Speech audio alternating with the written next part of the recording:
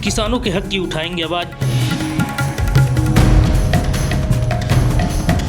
किसानों के सुख दुख से कराएंगे आपको रूबरू।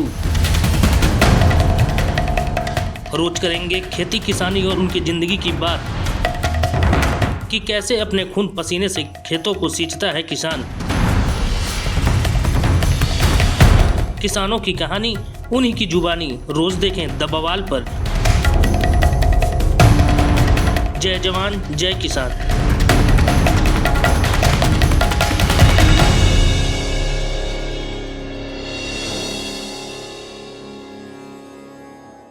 नमस्कार, मैं मुकेश कुमार और आप देख रहे हैं हमारा विशेष कार्यक्रम जय जवान जय किसान। इस कार्यक्रम में आज हमारे स्टूडियो में हमारे साथ मौजूद हैं भाजपा के पूर्व जिला मीडिया प्रभारी और जिला परिषद सदस्य व किसान नेता श्रीमान आसोराम जी। आज हम उनसे जानेंगे कि जैसलमेर की किसानों को या पशुपालकों को किन समस्याओं का सामना करना पड़ रहा है और क्या उनकी बातें हैं जो आज वो हमारे साथ शेयर करेंगे और बताना चाहेंगे। नमस्कार सर। नमस्कार। सबसे पहले आपकी पूरी टीम को धन्यवाद कि आपने जैसलमेर जिले को पहले चुना। ये बाल टीम ने जैसलमेर से शुरुआत है जी। जैसलमेर जिला एक सीमावर्ती क्षेत्र है, बैकवर्ड इलाका है, इसके अंदर आना बहुत ही मुश्किल है, लेकिन आपने चुना, उसके लिए पूरी टीम को मेरी तरफ से बहुत बहुत धन्यवाद। और आप हमारे स्टूडियो में पधारे, इसके लिए हम आपका तहे दिल से हार्दिक अभिनंदन करते हैं। आपका सर, जैसे कि इन दिनों एक मामला बड़े जोरों शोरों से चल रहा है, चर्चाओं में चल रहा है, मामला है ओरण भूमि का। तो पहला सवाल आपसे हमारा यही होगा कि आपके गांव के आसपास के इलाके में जो अभी ओरण का मामला चल रहा है, इसमें आप स्थानीय होने के नाते क्या कहना चाहेंगे, क्या राय है? देखो, ये ओरण का मामला आज नहीं, ये काफ़ी टाइम से चल रहा है।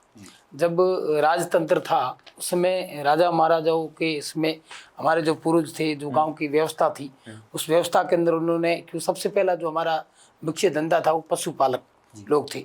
पशुओं को कैसे सुरक्षित रखना है, अकाल के अंदर या बरसात हो जाए तो हम खेती करेंगे, तो ज़मीन का बचत होगी जिसके अंदर पशु वगैरह चरेंगे, और चलने के बाद में उनका जो काम काज जैसे धंधा चलता चलेगा, उसके लिए सुरक्षित जगह। तो हमारे पूर्व जो एक मतलब आज की जो पढ़ी लिखे जनरेशन है उसमें वो अनपढ़ थे, लेकिन उनकी सोच इतनी बढ़िया थी कि हम ऐसे देवी देवताओं के नाम पर ये स्थान तय कर दे ताकि आज से लेकर आने वाली अनंत पीढ़ी तक ये स्थान तय रहेगा और हमारे जो आने वाली पीढ़ी है वो पशु वगैरह चरा करके अपना जीवन यापन करेंगे, ऐसा उनका विचार था। सर, जैसे बात ओरण पे हो ही रही है, तो आप जैसे कि जिला परिषद सदस्य रहे हैं पूर्व में, तो मैं आपसे पूछना चाहूँगा एक सवाल राजनीति से संबंधित कि ऐसी क्या जरूरत पड़ गई कि स्थानीय लोगों को, स्थानीय विधायक को छोड़कर बाहरी विधायकों की मदद लेनी पड़ी? देखो, मैं भी भाजपा का कार्यकर्ता हूँ और उस क्षेत्र से पहले 2010 में जिला परिषद सदस्य भी रहा, जहाँ अभी चल रहा भैया गाँव का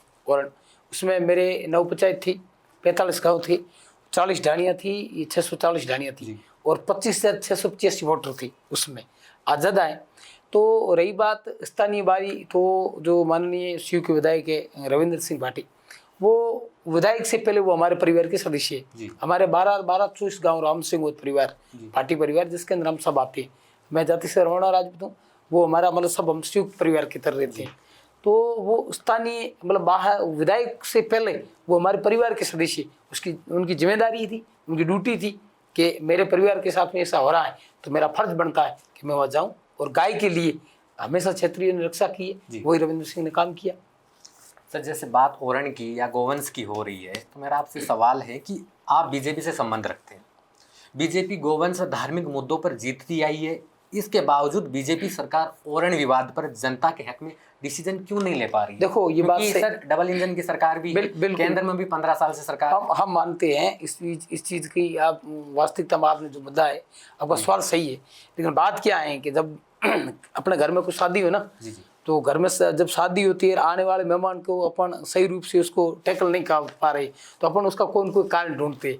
सरकार हमारी है ऊपर से नीचे तक, और हमारी सरकार, ये भी सच्ची बात है कि 200 सीटों से लेकर 272 तक हम पहुँचे, बिल्कुल गाय ओरण और जय श्री राम के मुद्दे पर पहुँचे। ये हमारा मुख्य, इसके कारण ही लोगों ने हमें चुना है। ठीक है, ये हमारी जिम्मेदारी बनती है कि आज ओरण के लिए और गाय के लिए हम पहले बोले, आज भी हमें बोलना चाहिए। आज हमारी सरकार के अंदर यदि हमारे लोगों के साथ में अन्याय हो रहा है या ओरण गोचर रातों रात जो कंपनियों को दी जा रही है, ये बिल्कुल गलत है। मैं इसका विरोध करता हूँ, पार्टी का कार्यकर्ता होने के नाते भी विरोध करता हूँ। ठीक है, रही बात वहाँ जो घटना घटी, आपने कहा देखो रविंद्र सिंह जी शिव के विधायक हैं, जी उसके बावजूद भी वो वहाँ आए, एक परिवार के सदस्य के रूप में आए। दूसरा नंबर वो यहाँ के लोकसभा प्रत्यक्ष भी थी, ठीक, तो उनकी जिम्मेदारी भी थी कि मुझे वहाँ आना चाहिए। लेकिन उसको क्यों आना पड़ा? जब हमारे यहाँ के स्थानीय जो हम नेता थे, कहीं न कहीं हम उसमें कमज़ोर रहे, कहीं न कहीं हमारे नेतृत्व में कमी थी, कहीं न कहीं हो सकता है हम किसी न किसी लालच के अंदर बंधे रहे, वहाँ नहीं पहुँच पाए। और वो आदमी था जिसका कुछ निस्वार्थ व्यक्ति था, जिसका कोई दबाव नहीं था, जिसके पास कोई ठेकेदारी नहीं थी, उसको सिर्फ एक ही ध्येय था कि आज मुझे और गाय के लिए मुझे जाना है और मैं क्षेत्रीय कुल में जन्म लिया है, मेरी ड्यूटी है। और वो वहाँ आए और उन्होंने मतलब अच्छा जो मुद्दा है, मैं उनका बहुत सम्मान करता हूँ। लेकिन जिस प्रकार वहाँ के जो लोग स्थानीय सौप सिंह जी, वो हमारे पंचायत समिति के सदस्य वर्तमान भाजपा से, लेकिन जिस प्रकार पुलिस ने उनके साथ व्यवहार किया, 50 लोगों को पकड़ना, 2 बजे उनको पकड़ना, 6 बजे रपट लगाना, 4 घंटे तक उनके साथ में जिस प्रकार का व्यवहार हुआ, ये बहुत ही हमारे लिए दुखदायक बात है। हम उस चीज़ की चिंता भी करते हैं और ये हमारी सरकार के अंदर यदि हमारे लोगों के साथ में ऐसा हो रहा है तो ये बिल्कुल गलत है।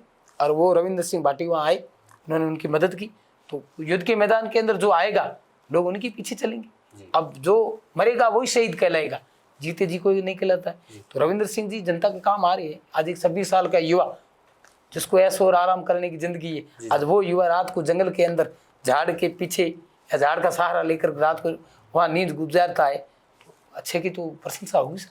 जी सर, जैसे हम बात कर रहे हैं ओरन और इन मामलों की, लेकिन ये जो हमारा खास कार्यक्रम है जय जवान जय किसान, इसमें हम मुद्दे भी उठाते हैं, किसानों के हित की बातें करते हैं और फसलों की भी बातें करते हैं। तो मेरा एक आपसे सवाल है कि अधिकांश यहाँ के किसानों द्वारा कौन सी फसलों का उत्पादन ज़्यादा किया जाता है? देखो हमारे यहाँ पहले जो ये बरसात के समय रबी की फसल थी, जैसे बाजरा, ग्वार, इस पर हम ज़्यादा तिल, मूंग, मोट, उस पर ज़्यादा फोकस देते थे। अब हमारे क्या है, हमारे जैसे दक्षिण एशिया क्षेत्र है, उसके अंदर पानी है बहुत मीठा, जैसलमेर जिले का सबसे 1 नंबर। तो वहाँ आज की तारीख में मेरे हिसाब से हिंदुस्तान के अंदर जो काठियावाड़ को छोड़कर दूसरे नंबर का यदि कोई जीरा पैदा होता है, हमारे जैसलमेर में होता है। और हम सबसे ज़्यादा जो आज की तारीख में जीरे की फसल बोते हैं और जीरे के भाव भी अच्छे, पिछले साल बहुत अच्छे भाव रहे। लेकिन किसान जैसे ही पानी आ गया, वो ऊपर वाले की कृपा थी, लेकिन पानी के साथ साथ आज की तारीख में किसान बहुत परेशान है।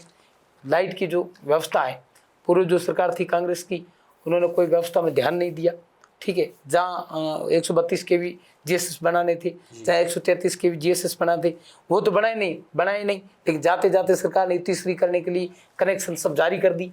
अब जैसलमेर जिले के अंदर हालात ये है कि आज की तारीख में मेरे हिसाब से लगभग 5000 से अधिक कनेक्शन जारी कर दी, लेकिन एक भी ट्रांसमीटर 132 kV के या किसी भी प्रकार के सामान की कोई व्यवस्था नहीं। तो अब वो आरोप तो लगा रहे कि वर्तमान सरकार कुछ नहीं करी। अब ये बिगाड़ा किसने? ये माहौल पिछली सरकार ने बिगाड़ा है। हम तो 1 साल से आए हैं, व्यवस्था में ध्यान दे रहे हैं, व्यवस्था हो रही है, लेकिन जो बिगड़ा हुआ काम उसको सुधारने में टाइम लगेगा। सर, जैसे मैंने आपको फसलों के बारे में पूछा, आप एक मामला लेके आए हो या एक मुद्दा लेके आए हो बिजली का, हम उस पर भी बात करेंगे, लेकिन मैं पूछना चाहूँगा कि अगर बात फसल उत्पादन की कर रहे थे तो जीरा सबसे ज़्यादा यहाँ लोगों द्वारा उगाया जा रहा है, उत्पादन किया जा रहा है। तो सर, पिछले साल के मुकाबले इस साल भाव जीरे के क्या हैं, कैसे किसान संतुष्ट हैं? ये देखो, पिछले साल भाव बहुत अच्छे थे। यहाँ हमारा जीरा था तो लगभग 40 से लेकर 60,000 तक गया था, ठीक है। अब की बार जो गई सीजन है इसमें भाव डाउन रहे।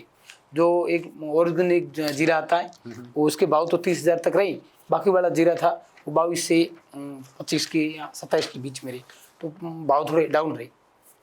सर, आप अपने पिछले जवाब में बात कर रहे थे बिजली का, तो मेरा सवाल बिजली को लेकर ये है कि जैसलमेर सोलर और विंड का एक हब बना हुआ है, मतलब जैसलमेर सौर और पवन ऊर्जा का हब बना हुआ है। उसके बाद में जैसलमेर के निकटवर्ती जिले हैं या इलाके हैं, उनमें बिजली की समस्या सबसे ज़्यादा है। देखो मेरी बात सुनो, क्यों सबसे बड़ी बात है कि हमारे यहाँ जो हम नेता हैं, ये सफ़ेद कपड़े पहन करके जो घूमते हैं ना, सबसे बड़ी कमी हमारे अंदर है कि कहीं न कहीं जो हम नेतृत्व करने वाले लोग कमज़ोर हैं।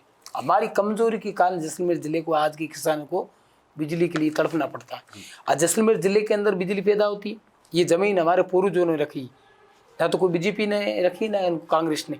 हमारे पूर्वज जो यहाँ जैसलमेर के थे, जिन्होंने इस ज़मीन के लिए लड़ाई लड़ी, अपने शीश दिए, खून की नदियाँ बहाई, तब जा करके ये ज़मीन बची।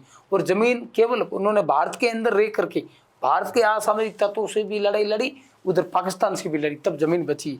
अब हर किसी को सरकार को दिखता है जैसलमेर जमीन पड़ी है, यहाँ काम करो, तो ये जो बाहरी कंपनियां काम कर रही है, यहाँ से लाइट उत्पादन होती है और उत्तर प्रदेश को जा रही है, अन्य कई दूसरी जगह भी जा रही है। लेकिन जैसलमेर का जिले का यदि किसान लाइट के लिए तरसता है तो इसके जिम्मेदार हम हैं और कोई नहीं। ये हमारी जिम्मेदारी बनती है कि हम सरकार के सामने बात रखें, मजबूती के साथ रखें कि जैसलमेर के जिले के किसान को पहले लाइट मिलनी चाहिए, उसके बाद में दूसरी जगह सप्लाई होनी चाहिए। ऐसा नेतृत्व में कमी है, कहीं न कहीं हमारी कमी है। सर मेरा एक सवाल आपसे ये है कि या तो चाहे बात करें फतेहगढ़ उपखंड की या बात कर लीजिए जैसलमेर की, आए दिन किसान कम वोल्टेज, बिजली सप्लाई, कटौती को लेकर परेशान रहते हैं, शिकायतें करते हैं, प्रदर्शन करते हैं। यहाँ तक कि जैसलमेर का जो विद्युत निगम वितरण का जो केंद्र है वहाँ भी आते हैं, घेराव करते हैं। ये समस्या क्यों दूर नहीं हो पा रही और कब से चल रही है? तो मैं कह रहा हूँ ना, ये आपको पता है कांग्रेस जो पिछली सरकार की थी माननीय से गहलोत साहब ने सोचा मैं किसानों को कैसे भी गुमराह करके दोबारा सरकार में आ जाऊंगा। तो उन्होंने फर्स्ट में जैसे पहले चुनाव लड़ा, उन्होंने कहा मैं 10 दिन के अंदर कर्जा माफ कर दूंगा, वो तो हुआ नहीं, किसान भड़क गए। अब उन्होंने कहा किसानों को संतुष्ट कैसे करें, क्योंकि राजस्थान की ताज और तकत और वक्त को बदलने में किसान सबसे मजबूत कौम है। तो उन्होंने कहा किसानों को खुश करने के लिए तो जितने भी कनेक्शन है, जितनी फाइलें भरी है, सब निकाल दो। अब एक साथ फाइलें निकाल दी, लेकिन उनके लिए कोई व्यवस्था नहीं की। जहाँ फाइलें निकली किसानों की तो 132 केवी की भी आवश्यकता है, 133 केवी जीएसएस की आवश्यकता है, ट्रांसमीटर की आवश्यकता है, 3.5, 3.3, 25 केवी, वो चीज़ें नहीं देखी उन्होंने केवल वोट बटोरने के लिए एकदम नाला खोल दिया। तो सर आप जैसे वोट बैंक की बात कर रहे हैं या कांग्रेस को इसका जिम्मेदार बताया जा रहा है, तो लेकिन मैं पूछना चाह रहा हूँ, पिछले कार्यकाल में कांग्रेस की सरकार थी लेकिन केंद्र में भारतीय जनता पार्टी थी, लेकिन इस बार तो डबल इंजन की सरकार हो, सरकार बने हुए 1 साल करीब हो गया है, फिर भी ये मुद्दे इनका सोल्यूशन क्यों नहीं हो पा रहा? तो मैं कह रहा हूँ ना, 1 साल से पहले जो 5 साल जिन्होंने व्यवस्था बिगाड़ के रखी है, अब कोई खेत है उसके अंदर अपन किसी हाली को दे दिया, उसने 5 साल तक उस खेत के अंदर कचरा निकाला नहीं, और मैंने ऊपर 1 साल आपको दे दिया, फिर मैं कहता हूँ आप खेत की सफाई नहीं कर रहे हो। पिछले 4 साल देखना था, तो उन्होंने देखा नहीं, उस कारण व्यवस्था बिगड़ी हुई है। लेकिन ये विश्वास के साथ में कह सकते हैं कि हमारी सरकार डबल इंजन की सरकार है, और किसान परेशान जो हो रहे हैं उनसे भी हाथ जोड़ कर विनती है कि वो पिछली सरकार के कारण आप हो रहे, लेकिन ये साल निकलने के अगले साल में ऐसा कोई किसान नहीं होगा जो रोडों पर आकर ये कह दे हमारे पास लाइट नहीं है या पानी नहीं।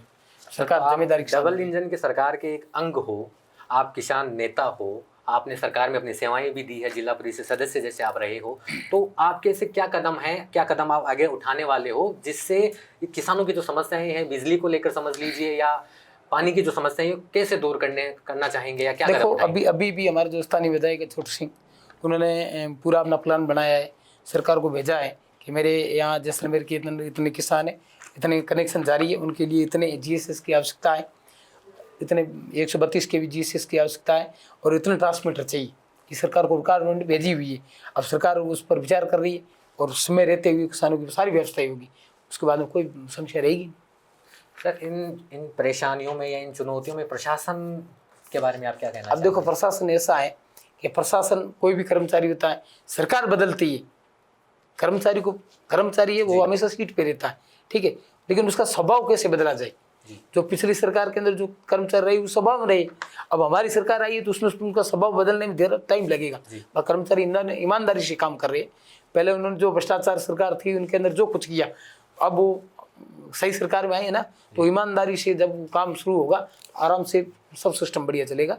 अभी प्रशासनिक व्यवस्था थोड़ी, मैं मानता हूँ कि जो पुराने जो अधिकारी यहाँ जमे हुए हैं उनके कारण थोड़ी व्यवस्था बिगड़ी हुई है। सरकार का पूरा फोकस है, स्थानीय विधायक अच्छा नेतृत्व कर रहे हैं, और वो तीसरी बार विधायक बने हैं तो कुछ न कुछ जनता के दिल में है और काम किया तब बने, नहीं तो आप और हम तो नहीं बने। जी सर, ये हमारा जो इंटरव्यू है अंतिम पड़ाव पर है, और मैं आपसे ये कहना चाहूँगा कि आप अपना कोई संदेश किसानों को या फिर सरकार शासन को क्या देना चाहिए? मैं यही मेरा संदेश है आपके चैनल के माध्यम से कि जो किसान भाई हैं, अभी लाइट की बहुत समस्या है, ये समस्या पुरानी सरकार के कारण है, लेकिन फिर भी आप मजबूती के साथ में, आप ईमानदारी के साथ में जो अपने कर्मचारी है उनका साथ दो, जो सिस्टम चल रहा है उसका सहयोग करो, सिस्टम चल जाएगा। रही बात और गोचर का जो मुद्दा है, उस पर हम जैसलमेर के 36 कौम के लोग हम एक जादम पे एक साथ खड़े हैं, और उनके लिए जो आगे आएगा हम उसका साथ देंगे, चाहे वो पक्ष का है और विपक्ष का है, उससे कोई मतलब नहीं। एक अभी जो रविंद्र सिंह भाटी पर मुकदमा जो दर्ज हुआ है, जी, दो जो सरकार ने उनकी भावनाओं को दबाने के लिए अब रवैया था प्रशासन का कि रविंद्र सिंह जैसे भाटी विधायक को हम झूठे मुकदमे में फंसा करके उनको दबा देंगे तो पीछे जनता अपने आप चुप हो जाएगी। ठीक है, ऐसे हम होने वाले नहीं है। जब आप 50 लोगों को दिन को 2 बजे अरेस्ट करते हो, 6 बजे तक रपट लगाते हो, 4 घंटे उन लोगों को कहाँ रखा, और एक विधायक वहाँ मौजूद खड़ा है और वीडियो भी है, वो वहाँ खड़े हैं, वो कह रहे भाई 2 आदमी गाड़ी के अंदर बैठे हैं, तो विधायक साहब वहाँ सिर्फ देखने के लिए जाते हैं।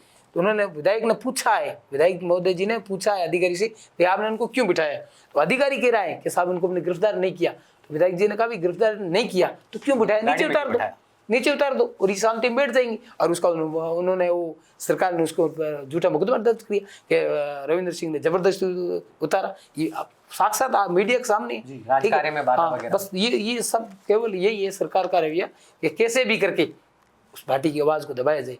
लेकिन वो भाटी 26 साल की एज का है, लेकिन आज की तारीख में उसने 70 से 80 90 80 साल के जो लोग हुए उनके दिलों के अंदर वो बैठ गया।